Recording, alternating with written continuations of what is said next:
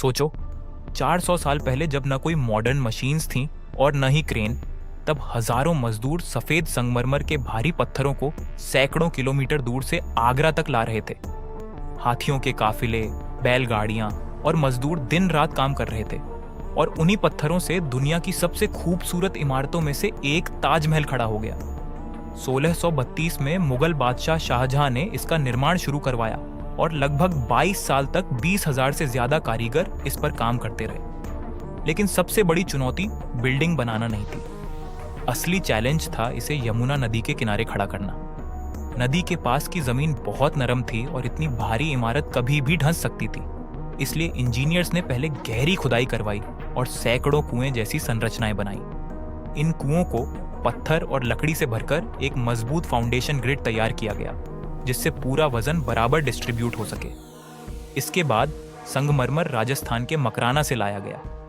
पत्थरों को पहले खदान में रफ शेप दिया जाता था, फिर उन्हें कंस्ट्रक्शन साइट पर लाकर फाइनल कार्विंग की जाती थी।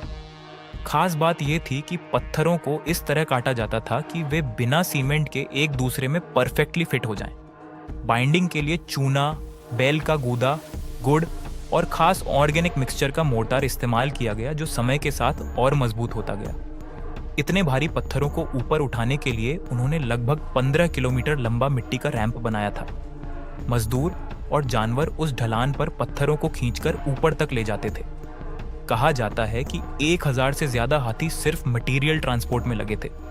और शायद सबसे अमेजिंग बात यह है कि ताजमहल के चारों मीनारों को बिल्कुल सीधा नहीं, बल्कि थोड़ा बाहर की तरफ झुकाकर बनाया गया है, ताकि अगर कभी भूकंप आए तो वे मेन म्यूजियम पर गिरने के बजाय बाहर की तरफ गिरें।